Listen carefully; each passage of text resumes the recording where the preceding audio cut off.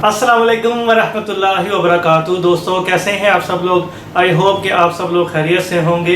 मेरा नाम बाबर हुसैन है और आप लोग मेरा यूट्यूब चैनल देख रहे हैं। व्यूअर्स, आज की इस वीडियो में मैं आप लोगों को बताऊंगा, काफ़ी लोगों का ये क्वेश्चन होता है कि अगर हमारे पासपोर्ट पर साउथ अफ्रीका का टूरिस्ट वीज़ा लगा हुआ है तो हम साउथ अफ्रीका के टूर के साथ किन किन ममालिक को अपने टूर में ऐड कर सकते हैं और उसके साथ साथ हमारी ट्रैवल हिस्ट्री कितनी मजबूत हो सकती है।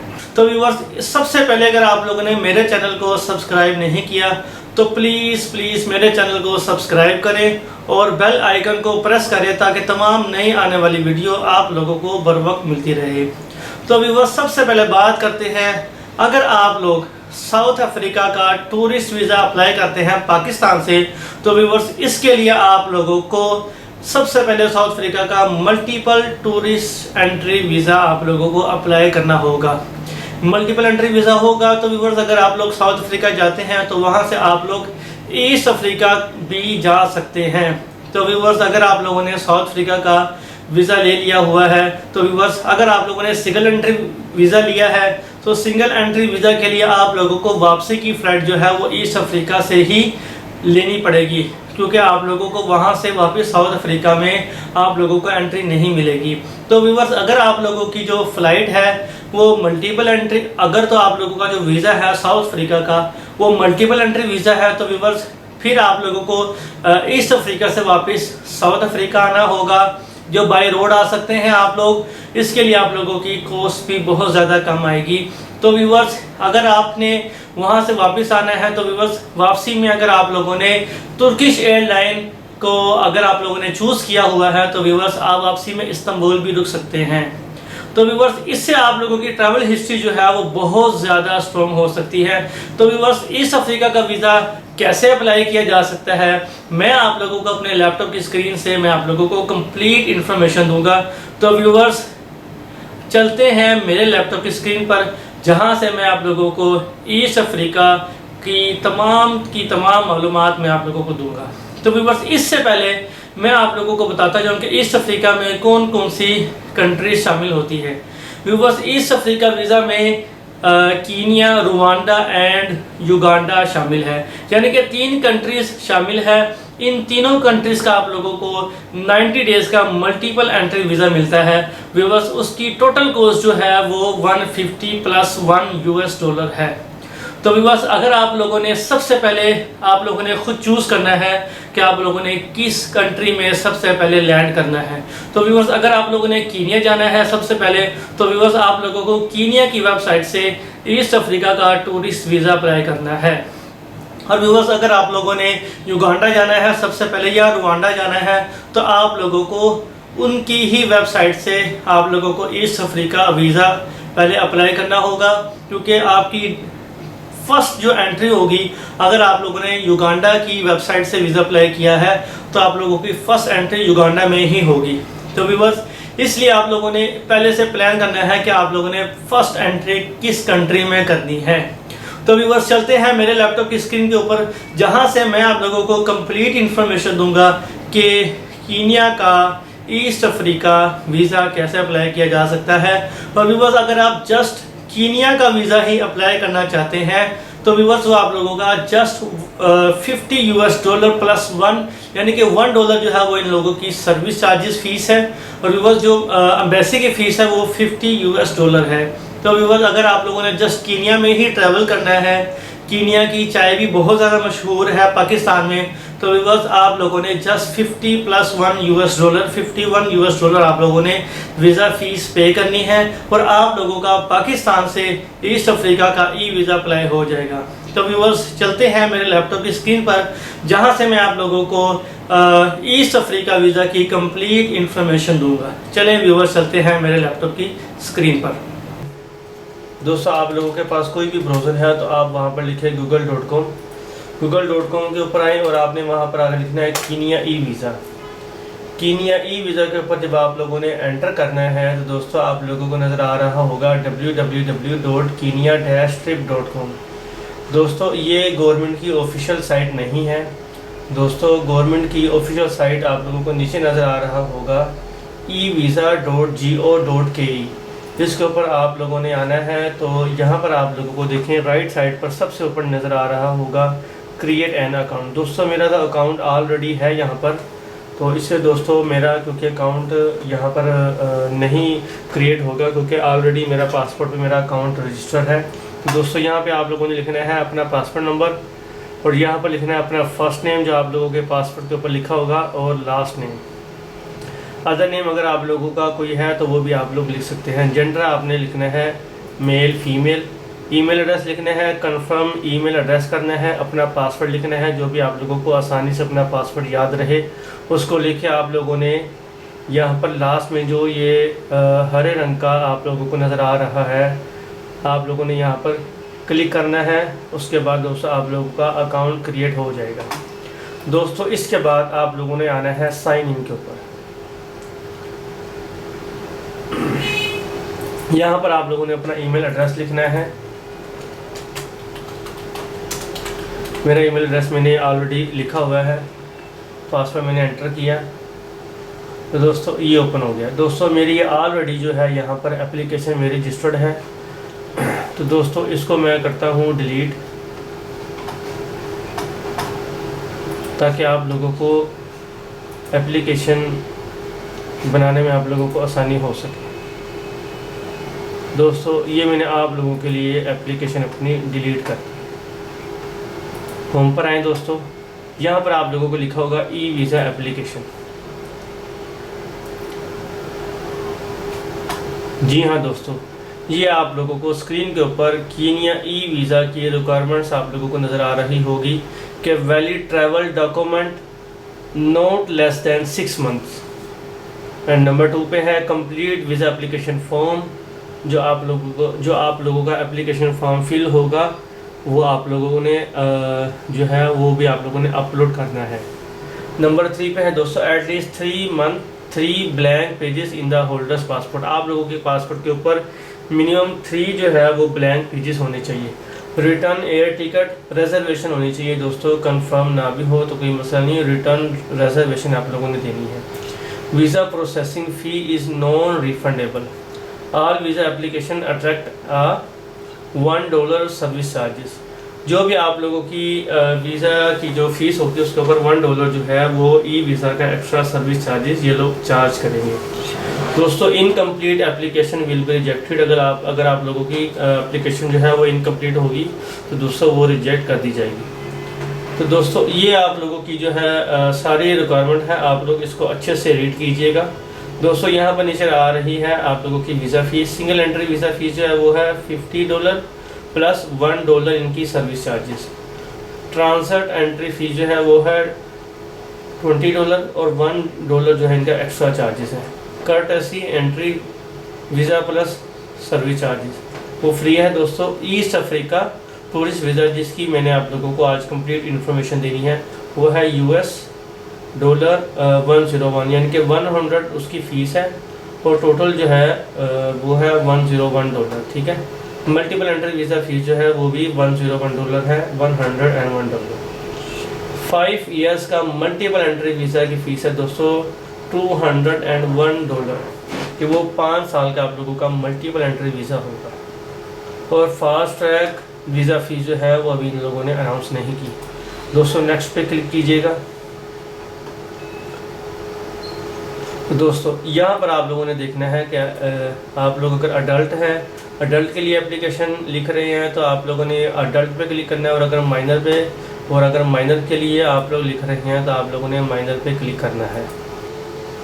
दोस्तों नेशनलिटी एंड रेजिडेंस, अगर आप लोगों की जहाँ की भी रेजिडेंसी है तो आप लोग वहाँ की रेजिडेंसी लिख सकते हैं। मेरी पाकिस्तान है, दूसरे दोस्तों मैं अपनी पाकिस्तान लिखूँगा, पाकिस्तान जिंदाबाद। प्रेजेंट नेशनलिटी इफ़ डिफरेंट, अगर आप लोगों की पाकिस्तान के अलावा कोई और नेशनलिटी है तो उसके लिए भी वो भी आप लिख सकते हैं।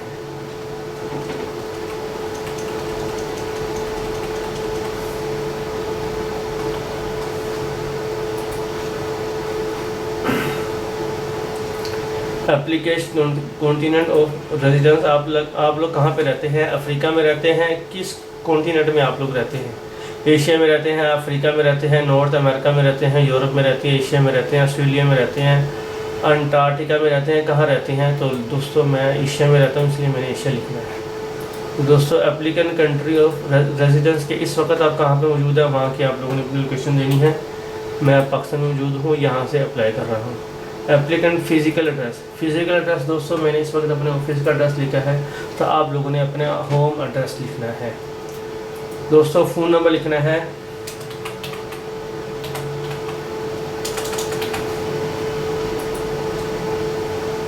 दोस्तों आप किस एरिया से हैं, किस सिटी टाउन से हैं? तो मैं लाहौर से हूँ। और आप लोगों ने दोस्तों ईमेल एड्रेस अपना बहुत अच्छे से लिखना है कि ईमेल एड्रेस जो है वह आप लोगों का क्या है।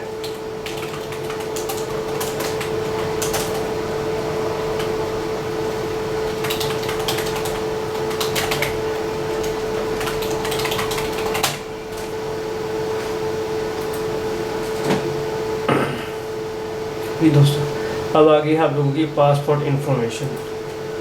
पासपोर्ट आपका नेशनल पासपोर्ट है या स्टेटलेस पासपोर्ट है तो उसको लिखना है passport issued to citizens by its government. Passport number लिखना है दोस्तों।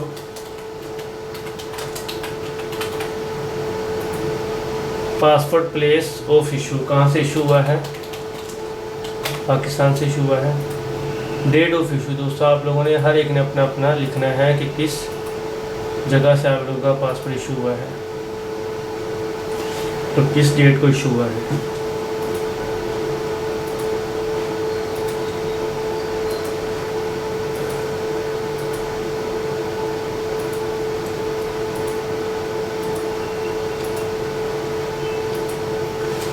Passport issued by Pakistan.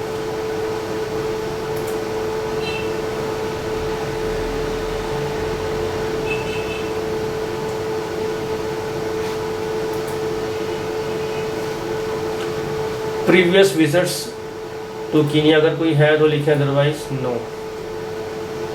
Are you travelling with the minor? Yes, तो otherwise no.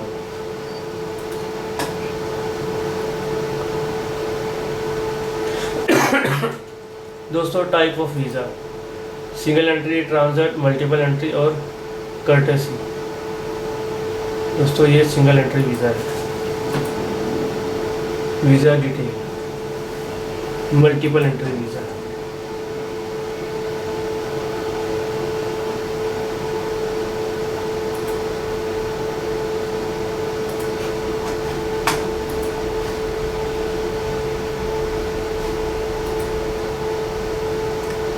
Applicants information, surname,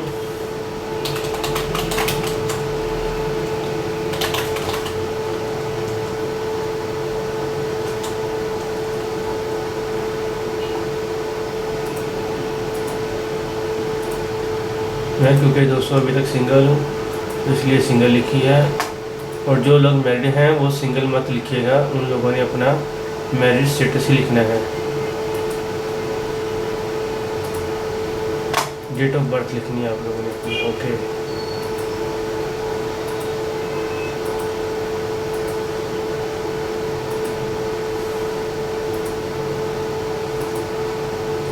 दोस्तों मेरी डेट ऑफ बर्थ है 9 नवंबर यानी कि इकबाल डे, अल्हम्दुलिल्लाह। एप्लीकेंट्स प्लेस ऑफ बर्थ कि कहाँ पे आप लोग पैदा हुए, तो जहाँ पर आप लोगों की बर्थ है उसका आप लोगों ने लिखना है।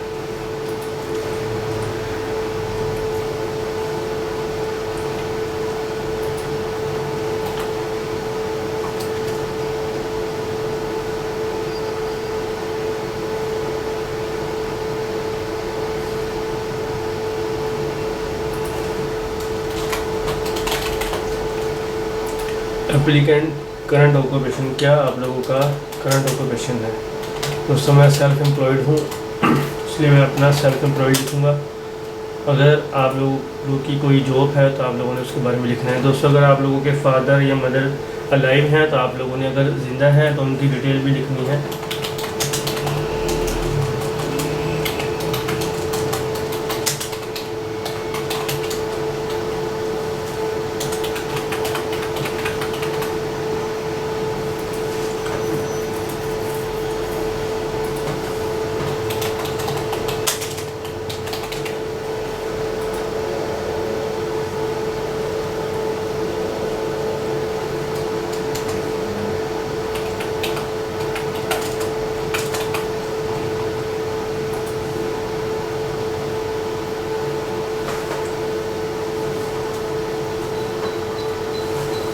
की डिटेल दोस्तों आप लोगों का जिससे ब्लड रिलेशन है उसके आप लोगों ने डिटेल लिखनी है।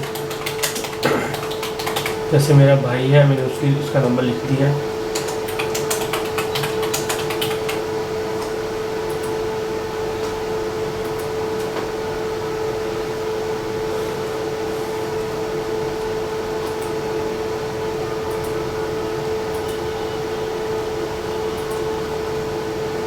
दोस्तों आप लोगों ने applicant propose date of entry आप लोगों ने दोस्तों मिनिमम जो है वो 2 वीक्स के बाद की लिखें या 1 मंथ के बाद की लिखें आप लोग। वैसे इन लोगों का अप्लाई जो है वो विद इन 10 डेज़ आ जाता है, मगर फिर भी दोस्तों एहतियातन आप लोग अपना विद इन जो है ना 20 डेज़ के बाद की आप लोग मैक्सिमम डेट लिखें। तो जैसे कि आज 22 जून है तो मैं लिखूँगा 10 जुलाई सैटरडे।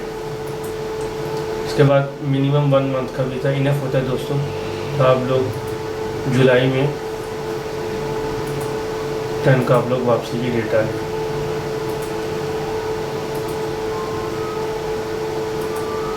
अगस्त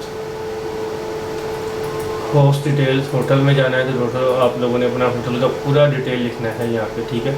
मैंने यहाँ पे वैसे ही अपना एड्रेस अपने ऑफिस का एड्रेस लिख लिया, पर दोस्तों आप लोगों ने यहाँ पे अपने होटल का पूरा नेम और वहाँ का जो है टेलीफोन नंबर और वहाँ का ईमेल एड्रेस। बाय एयर जाएंगे, बाय शिप जाएंगे, कैसे जाएंगे, ये सारी डिटेल लिखनी है आप लोगों ने। पॉइंट ऑफ एंट्री, नैरोबी में जाएंगे, वाजिर में जाएंगे, विल्सन एयरपोर्ट नैरोबी में जाएंगे, कहाँ पे जाएंगे दोस्तों। तो आप ये सिलेक्ट कीजिएगा ये जो आप लोगों को अच्छा लगे। दोस्तों फ़ोन नंबर आप लोगों ने वहाँ के लाजमी लिखने हैं।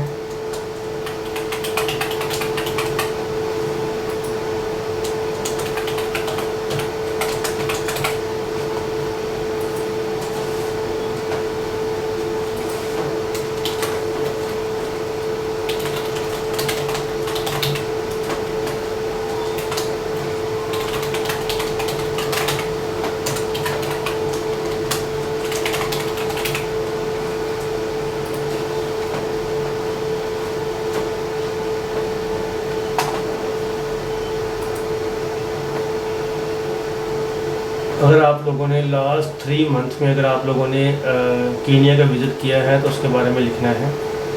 Will you be returning to, आप लोग अपने रेजिडेंस जहाँ पे हैं आप लोगों की, वहाँ पे आप लोगों ने रिटर्न होना है तो उसके बारे में लिखें। Have you been previously denied entry into Kenya, Kenya में एंट्री के वक्त आप लोगों को रिजेक्शन हुई थी या नहीं हुई थी, तो दोस्तों इसके बारे में लिखना है। Have you been previously entry into another country, किसी और मुल्क में भी अगर आप लोगों की कोई रिजेक्शन हुई है तो आप लोगों ने उसके बारे में भी लिखना है।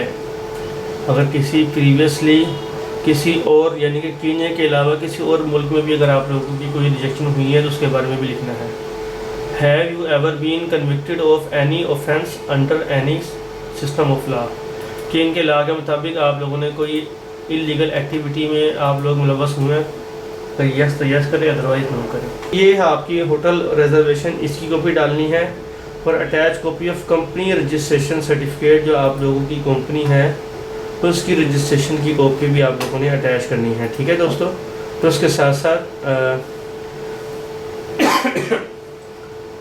साथ दोस्तों copy of visa with in the last 1 year, आप लोगों के 1 महीने 1 साल में आप लोगों के अगर कोई वीज़ा लगे हैं तो उसकी भी कॉपी आप लोगों ने एंट्री करनी है। एक डालें उसके बाद और डालें, ठीक है। एडिशनल पेपर्स दोस्तों आप लोगों ने अपनी इसके अलावा अपने बिज़नेस के जितने भी पेपर्स हैं उसको ऐड करें। तो दोस्तों ये रही आज की तमाम इन्फॉर्मेशन। तो उम्मीद है कि इंशाल्लाह आप लोगों को ये वीडियो हेल्पफुल रहेगी इंशाल्लाह।